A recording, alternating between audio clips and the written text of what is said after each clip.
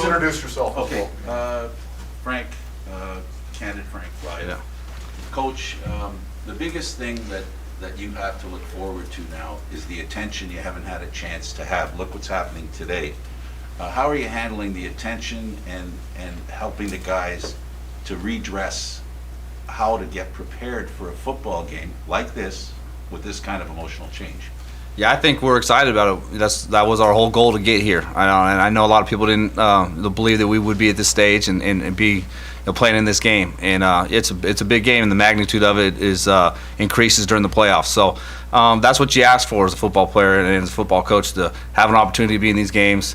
It's not going to be easy, just like any football game is not. It's going to be tough to win, but gives us the opportunity to get to the Grey Cup potentially if we win this one, and I think that's why everybody looks forward to doing it. And I think this group's been battle tested through the years.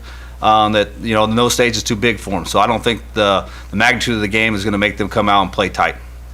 My follow-up is, how blessed do you feel, a rookie coach finding himself in the situation after what we went through with the pandemic? Now you find yourself one game away from making it to the Grey Cup. When you sat at that podium when you were hired, how different do you feel from then to today? Yeah, no doubt. This is the first time I've been in this room since that first day, which is crazy. But I think I'm just excited about the opportunity that's here. I felt like we would get here. I'm sure a lot of other people didn't think first year head coach could get this ship going in the right direction. But I felt it down in my heart that we would be in this situation. That I know is going to happen for sure. No, I didn't. But I just felt we were working towards that goal. I felt like we had the players in our locker room to get to where we're at this stage. But I'm so process driven. I'm so worried about tomorrow's game and different things. And I think at the end of the year, I'll probably reflect on it and kind of maybe pat myself on the back a bit for getting here. But each day it's so tough to win, and you got to prepare each day. If you get lose sight of that and start looking at what you've done to get here, I think you're putting yourself in a tough spot. So that's more for after the season for me to reflect on it. Thank you, Coach. Go Sean Bowen from Argonauts.ca. Coach, this is going to be the first time that this team is generally healthy all year. What challenges have you faced leading up to Sunday of kind of plugging and playing and who's starting and who's sitting? Yeah, that's what I talked to the team today when I broke it down at the end of our walkthrough today. That we're battle tested. We've had a lot of injuries. We've had a lot of adversity in our locker room. We've overcome a lot. So those guys, hey, if we get down in the game early, hey, just trust that we'll find a way to get back in the game and find a way to win. So, yeah, we got a lot of health coming back. I'm excited about the potential of our roster. There's a few guys that are going to be sitting that wanted to play, and that's just unfortunate of this business. You can't let everybody play when you got roster sizes, right? So, Dexter McCoyle's back. Mr. Playoff Eric Rogers is back, so excited to have both those guys back. And speaking of that, obviously when there's injuries, another guy emerges himself, and that's kind of been Kurleigh Gittens Jr. this year, right? What have you liked from his game, and how have you seen him progress, in his second year in the CFL? Yeah, he had a great training camp, and we wanted to get him some more balls early on and just didn't find them for whatever reason. Sometimes you get lost there at the field, number one receiver out there in the field. So he had one of the best training camps out of our whole group, and so we felt like he was going to get to where he needed to be at this stage to start for us and be productive, and then he took it and ran with it. So really proud of the production Kurleigh's put out there, and the one thing with that kid, he's physically tough and mentally tough and very focused, and he'll have a great career in this league. David Naylor, TSN. Ryan, you guys have had a lot of downtime between the week off and because of your success, the last game of the regular season was meaningless for you guys, so you're able to rest guys. How much over that month were you evaluating or making decisions about who would play in this game and who wouldn't? Yeah, quite a bit. So we got on the field.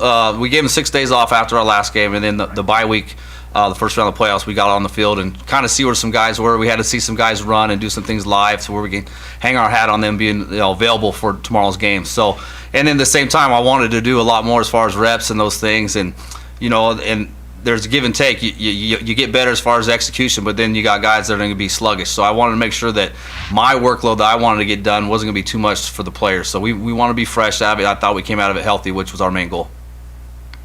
How do you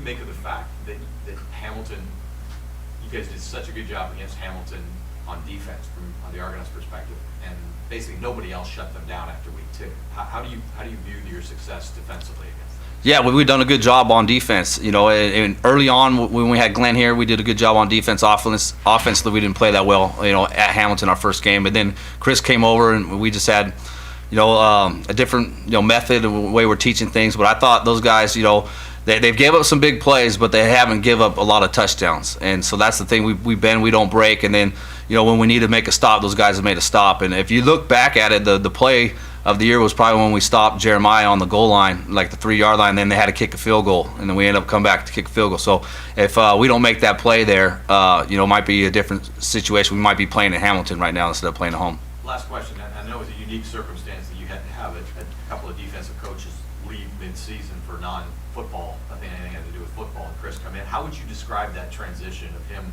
coming in and taking over the defense from September till now? Yeah, it wasn't easy for the players. I think right away. That a lot of guys that were new to the league didn't really know Chris's pedigree and his resume. So it was uncomfortable for them because they played for a guy and they kind of established themselves for that coordinator. And then Chris comes in and wants to do things a little bit differently. But I think after the first week, guys said, okay, this guy knows what he's talking about. He's going to make us better. And that was one of the reasons why we brought Chris in was for our players to make sure we gave them opportunity to play in this game and not just take the easy way out and understand there's tough circumstances. We had to make a decision to help our players get to the stage. Thank you. David Morisuti, tip of the tower. Hey Ryan, when it comes to this game, watching Hamilton last week, they took away Montreal's biggest weapon and Williams stand back. What challenge do you view that they bring to you on defense, and what do you expect to be a big factor for you guys? Yeah, well, they played in big games all together. They played in the scheme for a long time. You got Simone, who's been there forever. Jaguar's been there for a while now. You got Laurent's been there for a while. The secondary's been together. There's some new pieces there that haven't been over the last 4 or 5 years, but they've been playing together for a few years. So I just think they're really solid and they understand what their identity is, and they play physical, they play smart, they don't make a lot of mistakes, and their front seven's really good. So our first game against them, they played a 5-man box and shut down a run game, which is unheard of. They play a light in the box and get it done that way. So we got to make sure that doesn't happen this time, and they'll get after the quarterback too. Jaguar really turned it on in the last 4 weeks. When big moments, he seems to play his best. So we know he's going to be a challenge. Simone's going to play lights out like he always does. Their secondary's darn good as well. So it's really on us more than them. I think we just got to go out and play a clean game and execute at the highest level we can. And getting Eric Rogers back, will maybe more of an impact also off the field as well, of just keeping everyone kind of level-headed? I think he's more of a work by example guy, and he does everything the right way, leads by example. But I think guys just know when the lights are on that Eric's going to be ready to go. So I mean, he's solid at catching the ball. He doesn't miss assignments, and then he's really a important factor on our run game. He does a really good job of setting the edge and doing some of the C-gap blocking responsibilities we ask him to do. So we've been missing that the last 3 weeks. We've kind of changed our identity a little bit, but maybe we can add some of the stuff we've done earlier in the year with Eric around. And a final one here, turnovers proved to be pretty costly for Montreal in that last game. How important is the message to whoever is at quarterback and whoever on your offense to make sure that ball security is probably the first and foremost? Yeah, first and foremost, we talk about turnovers and penalties, and I always say end every drive with a kick. It's not bad to punt the football sometimes, especially our defense. They're playing well. We don't need to stress the issue and get careless with the football, trying to make plays and then put ourselves in the tough spots. So that's going to be the main focus. You look at last week, as soon as they got those turnovers, it added life into their offense and their special teams. Defense kind of got it going, and then all three phases got going. So that's kind of their MO. They've been doing it for years. So we got to make sure we go out and play our best and take care of the football and not have any penalties, because penalties lead to the points as well. Thanks, Ryan. Yeah, thanks, guys. Tim Baines, Ottawa Sun. Coach, there's obviously a long-standing rivalry, intense, that extends beyond the field with the fan base, with the teams. What kind of a handle, is that a factor at all tomorrow once they get on the field, that intensity? I don't think it will for us at this stage. I think look back at our first game against them, I thought we kind of let the magnitude of the game and the motion of the game get the best of us, and we kind of played right in their hand, had selfish penalties, lost focus. And so I think we learned from that. It's going to be an intense game. The rivalry's more than I thought it was coming into this thing until you get there live. But at this stage, guys are just, it's not overly about the rivalry. It's just we want to win this opportunity to get us into a Grey Cup. It's a playoff game, and it really comes down to that. We know it's going to be a fast, physical game. We just got to make sure that we're the more physical team, and we take care of the football, and make the plays when we need to down the stretch. Thanks, Coach. Okay, before we go to Zoom from Dan Ralph, Canadian Press, You've listed MBT, McLeod, Bethel, Thompson, McCoyle, and Richardson in the lineup. Are you confident about all three playing? Yes, I am. I know unfortunate circumstances, the way the protocol got handled, mistake on our part, but we feel like those guys will be ready to go. We've gave them all tests. The tests that came back negative, so I anticipate them all playing. And if something were to happen, they weren't, we'll just have to adjust on the fly and find a way to get it done without those guys. And I will assume he means Richards. Let's go to Zoom now. Chris Bolanovich. Frank Ziccarelli, Toronto Sun. Hey, what can you tell us about Tebow, the backup safety? Yeah, so we brought Tebow in. I had him in Calgary. Really good special teams player. He retired a little bit early. He had some things off the field that for his life, and he chose to make that decision. But we had a lot of injuries, and we were trying to find out some guys we can bring in and kind of help us. So he's emergency DB if we need him. We know we can count on him, but as special teams, he's going to take over for Haggerty being gone. It looks like your back end is the strongest it's been with Tristan back and Peters back. How big do you think that unit will be tomorrow?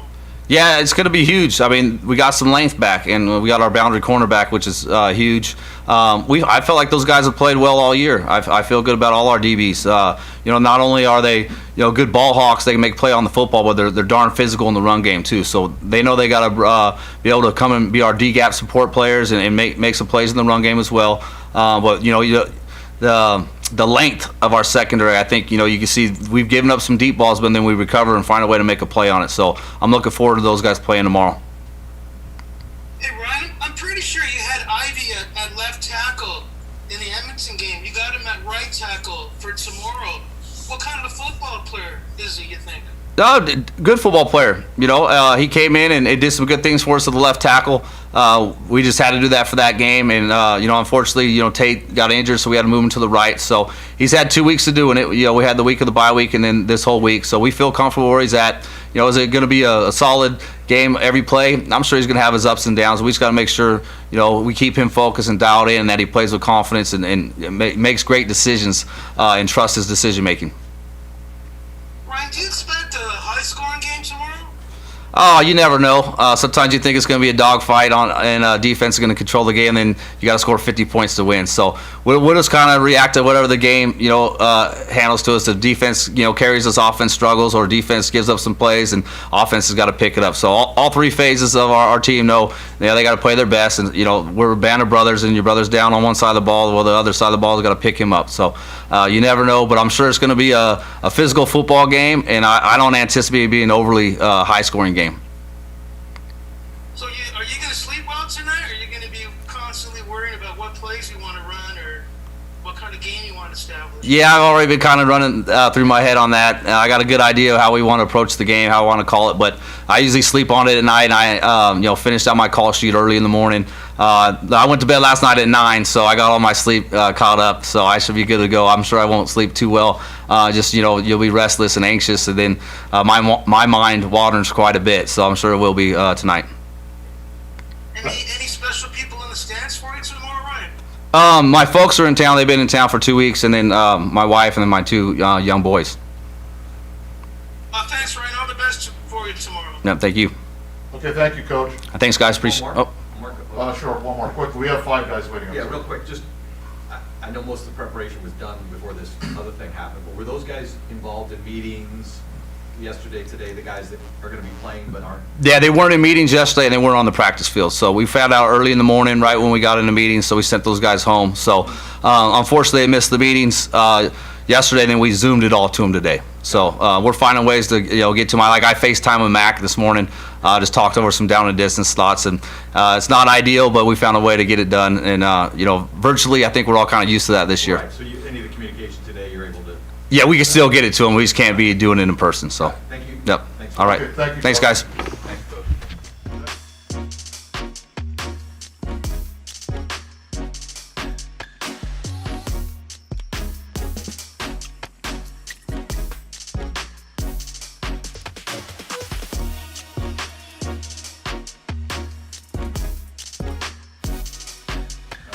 Mid-September.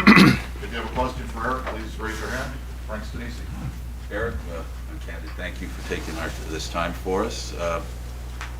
Obviously, this season's been tough because you've been injured. But how much does that help you now? Because I think the word fresh kind of enters into it. You know how to play the game. Your body knows how to play the game. Speak to us about now this opportunity. You've had a chance to play a couple of games, and now here comes a playoff. Yeah, I mean, ideally, you want to play all the games and be feeling pretty good heading into the playoffs. Every time that I miss some games, we find a way to win the Grey Cup. But I'd rather have this type of season than I did in 19, where I played the whole game or a whole season, and I got hurt late and missed the chance to play in the playoffs. So I'd rather be available for the playoffs, feeling good, and helping my team. You have some rookie receivers in the lineup. How do you help them? Oh, just in the meeting rooms a lot, you know. I kind of like focus in on the details with them and talk to them about certain things, alignments, assignments, hots, all that kind of things. And sometimes when a coach tells them something, it's better to, you know, sometimes, you know, hear reinforcement from a player that's has some experience. And so I help them in that situation. David Morris-Sudi? Hey, Eric, getting your, you know, just before you got injured in that game against Saskatchewan was your best performance of the year. You had 97 yards and a touchdown. Does it kind of, you know, you feel like you maybe have a base of where you feel like your game is at? Does that help you give you something to work back to and knowing what you want to get accomplished in this game? Well, for me, it's just being available. I'm not really like, you know, I'm not going to run by people. I'm not using my speed. I'm using my route running, my football IQ, my knowledge of the offense, know my spots, just know where the quarterback wants me to be. I just kind of lean towards that, and I use, you know, my length and my size to, you know, be in front of the DB in order to make a play on the ball. So I'm not too worried about getting back to where I was before. I'm just trying to be, you know, the best E-Raj tomorrow. And Hamilton, we know how big their defensive line is, and, you know, Coach says that you had a big impact in the running game with your ability to block. How important is that going to be in trying to, you know, not just be relying too much on the passing game and try to mix things up a little bit? Yeah, I feel like me coming to the lineup as well as Bress, it just gives us the opportunity. We don't have to, you know, do so many things formation-wise in order to put guys in positions to make those blocks. I kind of come back into that role and, you know, do what I've been doing all year and pretty much my whole career. I just feel like even the guys are bigger. It doesn't matter how much you lift and what all that other nonsense. It's just who brings the most force and most determination to make a block. And as long as I get in front of them, I can be a speed bump sometimes, or I can push guys back, or, you know, try to take them out. You know, one way or the other, I just got to get my job done. And if that could be in the run game or the pass game. We have Chris O'Leary from CFL.ca. Hey, Eric. What's it been like watching Mac kind of have this season? And I don't think he was projected to be the starting guy. He was projected to be in this spot right now. But what's it been like to watch him kind of solidify himself and go into that role? Yeah, I was thinking about that. Beginning of the year, he's new to the offense, right? So him kind of figuring out what the coaches kind of like want from him in certain aspects, where he had to start his eyes on certain looks. I think he's grown and progressed throughout the whole year, and he's playing his best ball right when we need him to. So I just think he's taking the coaching from Coach Dinwiddie, Coach Jack, and Coach Howe, and just, you know, putting his own flavor to it. And I think he's doing a great job leading us, and I'm excited to finally get to, you know, play with him again. Is he different than other quarterbacks you play with in terms of leadership, or how does that stack up? You know, I found out about him just watching him and playing a few games with him. Ironically, I found out he's pretty tough, taking some of the hits he's been taking and standing in the pocket pretty tall and delivering throws, even, you know, guys in his face. And he takes off on some of the plays where there's nothing open. He takes off and gets some yards. So I think he's a pretty tough quarterback. He has a, you know, tall frame, he stands in the pocket pretty strong, and he delivers catchable football. So I learned a lot about him just watching him and playing with him for a few games. Sean Bowen, Argonauts.ca. Eric, I know Max kind of stated throughout the course of the year that it's a very close-knit locker room, and especially with the turnover from 2019 to this year. I mean, there's a lot of new faces. What's been so special about that group, you know, that we're not privy to being able to see on a daily basis? As far as the whole team? Yeah. Yeah, well, man, it's been a unique roster as far as the amount of different characters we have on the team, a lot of different personalities, a lot of guys playing each other for the first time a year. Usually, my experience 4 years in Calgary is I missed 2 years, came back, and still half the team I already played with before. So it's like a big old melting pot, I would say. And I think over the year we've grown a lot. And I was talking to a guy today, and he was like, me and him had an issue earlier in the year, but now he's pretty cool now that I got to know him. So I think over the course of the year we became brothers, and it's more like a family now. So I feel like they're taking that next step to playing for your brother and playing for each other. I know throughout the course of the season, you guys were never really picked in terms of winning games. Always kind of thought as, okay, well, they're going to hang around and they'll be able to find a way to win a few games. But, you guys have obviously certainly changed that narrative. Do you guys embrace being the underdog in that locker room? Yeah, we get a lot of confident guys. We got a lot of players that have a lot of talent and believe in their talents. And I feel like we have more of an identity now as far as offensively and defensively. Just as far as the receiver position, I feel like the three guys that have been consistent and led us the all year and been available for us.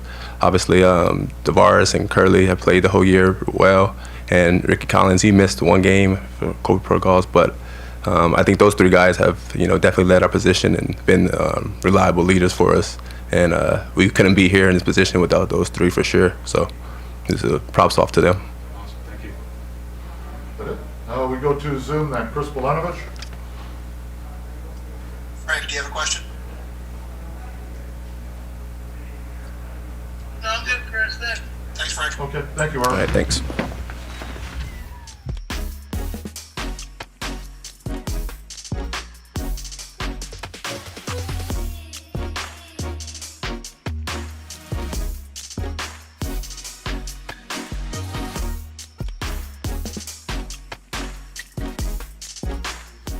Start with Sean Bowles now.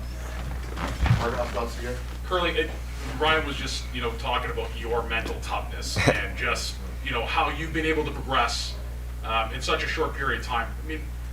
I obviously don't want to ask you what your confidence level is, but how much have you matured this year, and how are you feeling heading into Sunday's East Final that, you're going to be able to contribute something to this team? I say a lot just because being around the older guys, the receiver like Eric Rogers, Tavares Daniels, Ricky Collins, I can go on and on. You know what I mean? It's kind of forced me to grow up a little bit. And being around the receiving core in 2019 with SJ, D-Walk, and Armani, all those guys. So it's kind of helped my maturity level to kind of speed up in a sense. So it's been a blessing. So, yeah, so those guys have, kind of helped me matured a lot faster than I think anyone would have expected. So, but for me, it was just I kind of trusting the process, and I feel pretty good going into the game tomorrow. Just quickly, your paparazzi over there was taking a photo of you. When you got a big personality such as Enoch, what does he bring to the locker room for you guys? Amazing things. He's a big leadership guy. So if you need anything like your life outside of football, he's a guy to go talk to. I've been attending a Bible study with him actually, so it's been a great season. Just kind of getting to know him because it's my first season playing with him, so it's been great. David Morisuti, tip of the tower. Kurleigh, you've done quite well against Hamilton this year. What about playing them? Is there something about them that brings something different in your game, or you kind of see them as the same as every other team? Honestly, it's you guys know them for the last few years. They've been the best team in the East.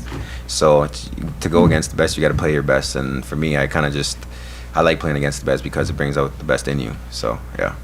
And obviously, they seem pretty confident coming into this game, and this game is going to have probably the biggest crowd. It's supposed to have the biggest crowd. Does that factor in at all? Does this get you guys a little more excited knowing that it's going to be a pretty raucous crowd both ways?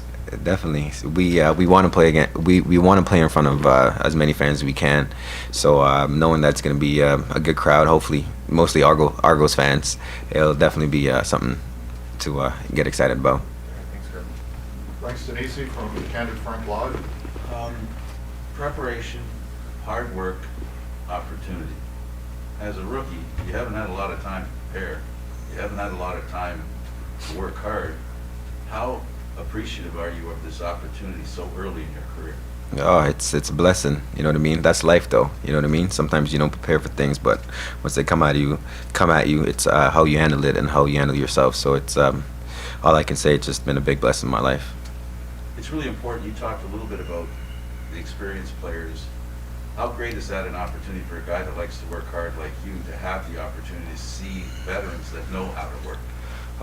It takes a lot because you gotta be patient with yourself, right, and patient with the process. Just because I want to play right away, but sometimes you got to take a step back to kind of see everything in front of you, kind of see who's beside you and whatnot, and kind of just learn from the guys around you, and being able to take whatever you learn from them and apply it on the field. So yeah. Thank you. You're welcome. Good. Okay, we go to Chris Bolanovich on Zoom. Go ahead, Frank Ciccarelli, Toronto Sun. That's Curly. Hey, Curly, how are you? I'm good. How are you? Hello, Curly. Hey, Curly, what's going to be your routine tomorrow? Like, what time do you expect to wake up? I haven't thought about that yet. That's a good question. I don't know yet. I got to figure that out when I get home. Sure, 12:30 game tomorrow. Do you have to tweak your sort of game routine? No, nothing really changes besides just the time you get up, pretty much. And what time do you think you'll show up at BMO? I'll be here probably around 9:45. And take us through your routine. Do you run around the field? Do you visualize making plays? I usually kind of throughout the week, I'll usually visualize what I'll be doing on the field, the plays we'll be running, whatnot, and the plays that can happen, the bad things that can happen as well. So I kind of go through all that throughout the week, and before the day, I'm kind of just relaxing. I'll probably just watch a movie or something, and just chill. In the morning, I'll just wake up, eat, and get to the field. And once I get to the field, I'll do my warm up with a receiver coach, Coach Howell, and I'll kind of just get me ready to play ball. And then from there, it's just game time. Will your kid be in the stands tomorrow? Of course, yeah, she will. She'll be up there. Oh, that's good. Hey, Curly, Hamilton secondary, do you think they have an identity? Are they a physical secondary? Do they play a lot of man? Do they match up a lot? Like, how would you describe their secondary? Their secondary is actually pretty good. I got a whole lot of respect for them. All across the board, they got gamers, you know what I mean? Guys who can play football at a very high level. So for me, it's just whenever you play against their secondary, you got to bring your A game every single game, because if you don't, they will. My last question, Curly, what does this moment mean to you?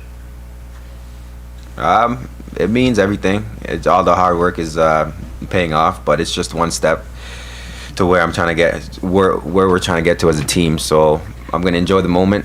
You know what I mean? And yeah, just take it moment by moment. You know what I mean? Well, thanks, Curly. All the best to you tomorrow. Appreciate it. Thank you, Curly. Thank you. Great job.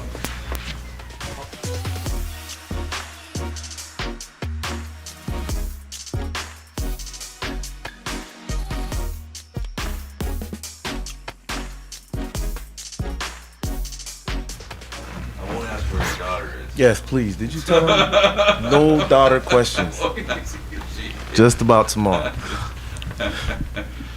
Well, Enoch, here's your chance. You partly joking about your daughter. You came here for your family. You came here to play at home. Now you're coming to play for the Grey Cup. Tell us about the ride. It's been amazing. You know, if I'm still playing, it's only because I'm still passionate about the game. It's because I love it. Not just because of, you know, the championship itself, although it is a huge, you know, part, but I love the effect that it's had on the development that it's had on my life, on me as a person and as an individual. So I'm passionate about the game, and every time I play, every season I'll play is you know, I'll play because I want to win. And to be able to do that, you know, at home, which I've never had the opportunity to do, is something special to me, right? To be able to go home and see my girls every single day, to be able to grind with my wife in raising them is a beautiful and amazing thing to me. And, you know, I cherish every single moment, even when I gotta walk in here and, you know, my eyes are a little red because I didn't sleep too much, but I love it. You know, I love the challenge. I've always been one to love every single challenge that life has thrown at me. And you know, this is not any different. So it's an amazing journey, and I'm just riding. What's the last thought you want in your teammates' head and yours when you take the field? The last thought is going to be about execution, right? A lot of the times when you get in games like this, there's a lot of distractions. There's a lot of different things that come up. You know, this is completely different from the routine that we've had to, go through every single week, and including game days. So the last thought is going to be about what is your assignment every single game, every single play, right? What is your assignment, and execute that to the best of your ability. Lean on your teammates, trust one another, and if we do that, man, we have what it takes in that locker room. And so the only way I see in my eyes, if we don't get out of this game, victorious, is because we shoot ourselves in the foot, and that's going to happen if we allow the little things to distract us. Tell your daughter we miss her. Thanks, bud. I will. Go to Sean Bowen from Argonauts.ca. I gotta ask you about the T-shirt. I saw it was on Instagram. I think some of the guys were printing some off. Can you show us it and what it is? Yeah. Should I go through everything? So I actually had these made for the guys, and initially for the defense, but we, got a chance to kind of pass it along to everyone on the team. There's a lot of meaning behind it. If anybody knows Coach Jones, he's a huge analytics guy, and he often talks about Google Maps. Google Maps to let us know how we're gonna run this game, how we're gonna call this game. And so I kind of thought to put it up here. And then this is obviously the location where we'll be at. And after we clinched, it was only right that I made this happen. And then obviously you gotta have take it. Yeah. Take it is a thing that I started, saying to the team since the beginning of the season. Every time, the defense, it was a defensive turn to get on the field. And, what the meaning for me is the mindset that you got to have. Once you take the field, you got to own it. Once you take the field, it's a mindset, it's a mentality that we all have to have. And, I reinforce it on so many guys. And as you can see, every time we got to step on the field, even when it's game day, you'll see me on the sideline screaming, yelling at guys that are just trying to walk. No, like, we got to take it. It's a mindset, and we all got to do it as one. You talk about Coach Jones. I mean, what has he meant to that defensive group or you guys? And just to follow up after that, I mean, how confident are you being a leader on that defensive side of the football in this group coming up Sunday? I mean, he brought a lot of stability. I mean, at the time when he came in, I remember Coach Glenn was on his way out, and Coach Stews was kind of stepping in, and Coach Jones came, and he wasn't tippy-toeing around no, he came in with a lot of confidence and what he knows about not just us but the league as a whole.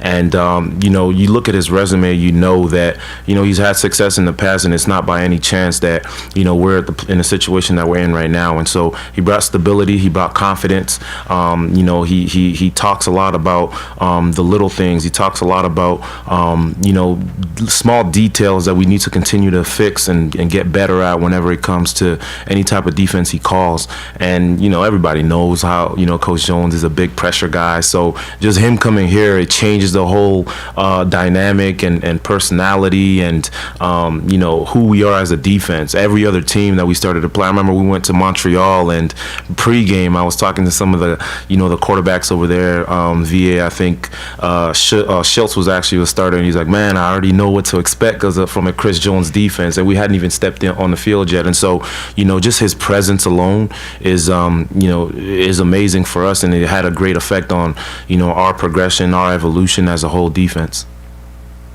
Chris O'Leary, CFL.ca.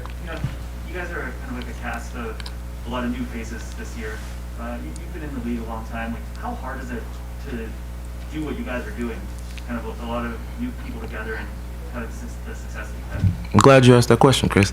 But I think that it's a great point that oftentimes goes overlooked. If you look, any team that has success, any team that wins, any team that reaches the next level, chemistry is plays a huge role in that, right? And I already knew as soon as I signed, and you look at the roster, you see a lot of guys that are new, a lot of new faces. I knew that would be one of the challenges. And so, but the beautiful thing is that, you know, I didn't have to carry that whole burden. I didn't have to carry the responsibility of building that chemistry, if you will, because, you know, at the end of the day, it can't be fake. It's got to be authentic. It's got to be real. And so the beauty about the makeup of his team, and I've said this since the beginning of the season, man, I love the spirit of this team, because you got guys with a lot of talent. You got guys with a lot of experience coming in here. Although we hadn't played together at the time, we had guys who were willing to do the work, right? Sometimes you'll have guys that have, you know, of great caliber and that have played a lot, that have, you know, accomplished a lot, and they're just not willing to work, and they're not willing to extend the words to their teammates. They just want to come and play the games and get their stats and leave. But that's not the case for this team, right? You have guys that are willing to work, like I said.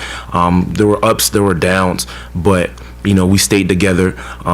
There's a lot of leaders on this team. It's not just me that were willing to do the extra work, that were willing to stay, you know, an extra 5 minutes, 10 minutes, 15 minutes, that were willing to have that extra conversation with a teammate. And so when you see that kind of stuff happening within a team, that's when, you know, players go from just being random players to becoming a team. They go from becoming a team to becoming a family. And I think that's the evolution that I've been seeing with our team, and to be honest with you, I still feel like we haven't even reached our peak yet. Tim Baines from the Ottawa Sun. Maybe before you even put on Argo colors, you had a sense for the intense rivalry, not only between the teams, but the fan bases. What's it like? Does it matter to you at all that the opposition is wearing black and gold tomorrow, that these teams meet again? I had a feeling that question was coming. To be honest with you, we played them already 4 times. It's an extremely hard thing to do, to win multiple games against the same team at this level.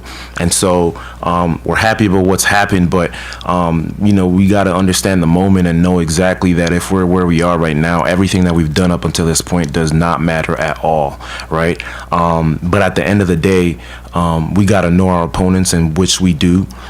We got to be able to adjust on the fly, which we have the capability to do as well. In the locker room, we play a game, right? We put our masks on and we play a game called Foursquare, and I'm really good at it. You can ask a lot of the guys. I usually win. Shaq, he ain't play that much, but you know, Jawan and all these guys, like, I always win. But I tell them all the time, because they come in the game and they start to play and they're like, okay, I gotta get Enoch out, and then they get stuck thinking about getting me out, and then they lose. I said all that to say you cannot make it too personal. And I always tell them that. You try to make it personal. You try to make it about me. And it's the same thing with this game. We cannot make it personal. If we watch, every time we watch the first game when we played Hamilton, that's exactly what we did. Why? Because we started to kind of buy into the hype of the rivalry. Is it a rivalry? Yes. Do we not like them? We can't stand them. My daughter reminds me, even at home, we don't like Tigers.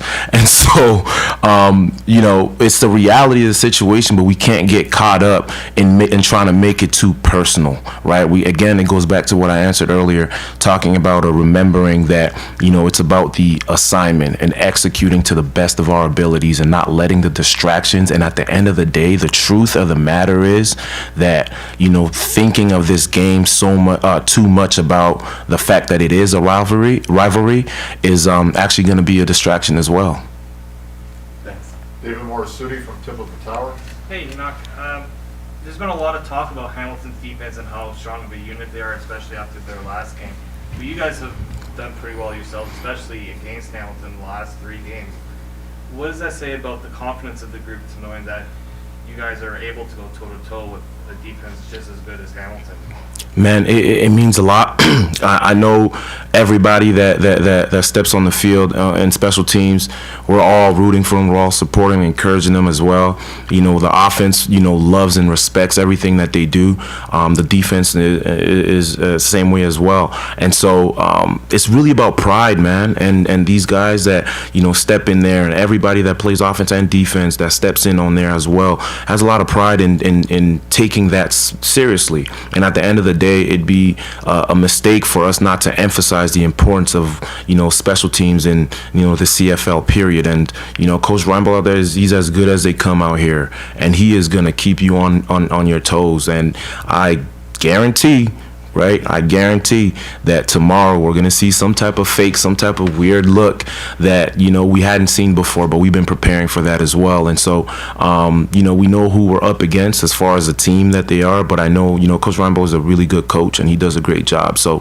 but we're extremely confident in the guys that represent us whenever it comes time to play that, you know, that third of the game. And it's extremely important. The coaches have done a great job of emphasizing that fact. Great, thank you. David Naylor from TSN. I actually don't have a question, you know, because O'Leary stole mine. But could we get you to stand up and show that shirt? Oh, you want flex too? Whatever you need to do, man. All right. We gotta get a, Are you selling these? yeah, no, you know what? That might come. Okay, all right. Got it. Yeah. If anybody needs a model, put that in there too. Go to Chris Polenich on Zoom. Enoch is always the first player out of Foursquare, by the way. That's a lie. You've never been in. You've never been in, so you wouldn't know. Go ahead, Frank. Hey, Enoch, what do you make of Don Jackson in the backfield for Hamilton? This is the first time you guys will get to play him. Yeah, man, Don's been playing really well for him, right? And I've been around long enough to have seen him play as well out in Calgary. He's done some great stuff. You know, he's a dynamic player, and you know, Hamilton has done a great job of featuring him every time he steps on the field. And so ever since he came back, they, you know, made an effort and emphasis to kind of use him in different ways to get him out of the backfield and allow him to kind of be a receiver, which he can do, and allow him to block as well, and then also carry the ball. So we know the type of player that he is, and he's a good back. So, you know, we have a lot of respect for him, but we feel very prepared for, you know, what they're going to throw at us with him. You know, some of their playmakers tend to be undersized guys. What's the key to try to maintain, to sort of neutralize their speed?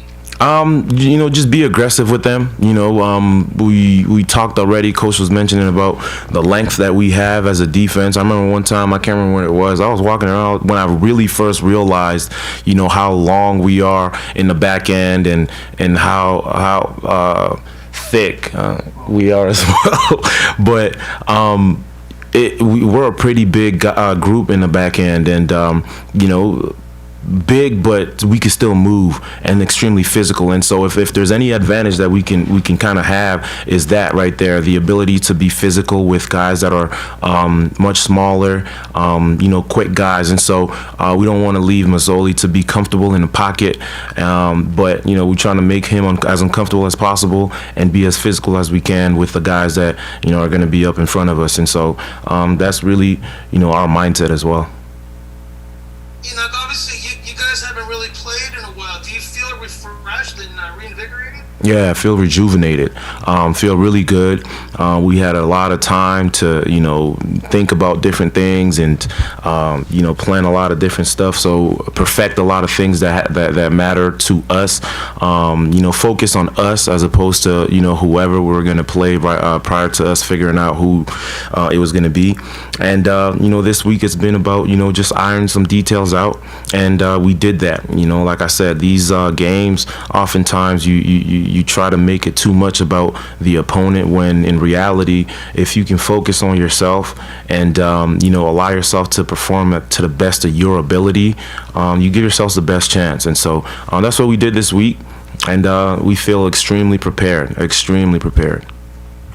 Hey, you know, my last question is, 4 years ago you were there in the East Final in a pretty, you know, electric atmosphere, fourth quarter game. What's it going to take to get over that hump? Man, it's gonna take. It's a group effort, right? It's a group effort, and understanding that you're not out there alone, right?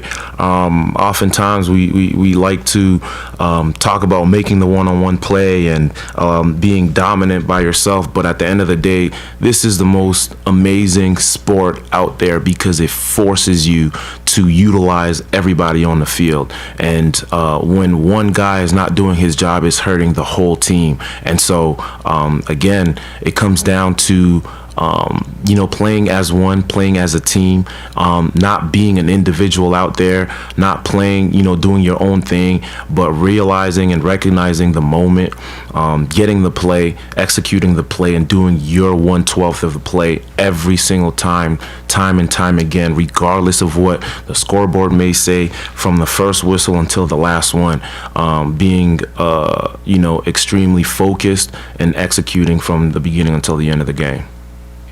Well, thanks for your time, Enoch. All the best to you tomorrow. Thanks, Frank. Thank you, Enoch. Appreciate it. All right.